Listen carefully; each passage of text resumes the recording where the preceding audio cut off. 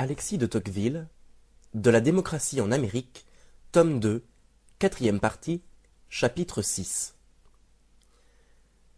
Je veux imaginer sous quels traits nouveaux le despotisme pourrait se produire dans le monde. Je vois une foule innombrable d'hommes semblables et égaux qui tournent sans repos sur eux-mêmes pour se procurer de petits et vulgaires plaisirs dont ils remplissent leur âme. Chacun d'eux, retiré à l'écart, est comme étranger à la destinée de tous les autres. Ses enfants et ses amis particuliers forment pour lui toute l'espèce humaine. Quant aux demeurants de ses concitoyens, il est à côté d'eux, mais il ne les voit pas. Il les touche et ne les sent point.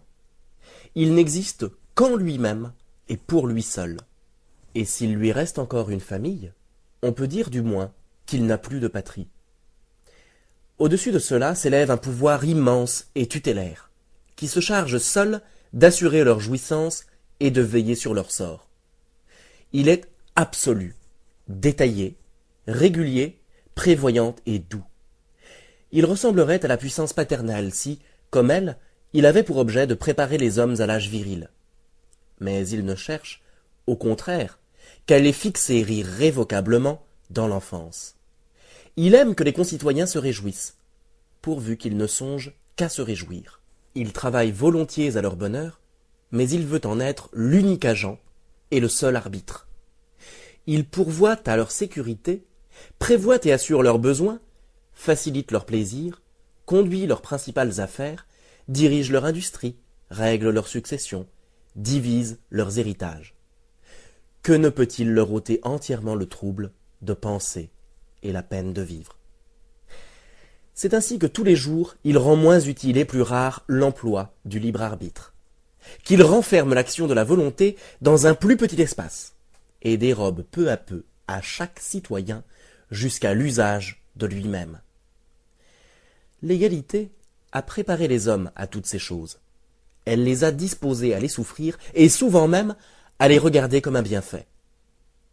Après avoir pris ainsi tour à tour dans ses puissantes mains chaque individu, et l'avoir pétri à sa guise, le souverain étend ses bras sur la société tout entière. Il en couvre la surface d'un réseau de petites règles compliquées, minutieuses et uniformes, à travers lesquelles les esprits les plus originaux et les âmes les plus vigoureuses ne sauraient se faire jour pour dépasser la foule. Il ne brise pas les volontés, mais il les amollit, les plie et les dirige. Il force rarement d'agir, mais il s'oppose sans cesse à ce qu'on agisse. Il ne détruit point, il empêche de naître. Il ne tyrannise point, il gêne, il comprime, il énerve, il éteint, il hébète. Et il réduit enfin chaque nation à n'être plus qu'un troupeau d'animaux timides et industrieux, dont le gouvernement est le berger. J'ai toujours cru que cette sorte de servitude, réglée, douce et paisible, dont je viens de faire le tableau, pourrait se combiner mieux qu'on ne l'imagine avec quelques-unes des formes extérieures de la liberté, et qu'il ne lui serait pas impossible de s'établir à l'ombre même de la souveraineté du peuple. Nos contemporains sont incessamment travaillés par deux passions ennemies. Ils sentent le besoin d'être conduits et l'envie de rester libres. Ne pouvant détruire ni l'un ni l'autre de ces instincts contraires, ils s'efforcent de les satisfaire à la fois tous les deux. Ils imaginent un pouvoir unique, tutélaire, tout-puissant, mais élu par les citoyens. Ils combinent la centralisation et la souveraineté du peuple. Cela leur donne quelque relâche. Ils se consolent d'être en tutelle en songeant qu'ils ont eux-mêmes choisi leur tuteur.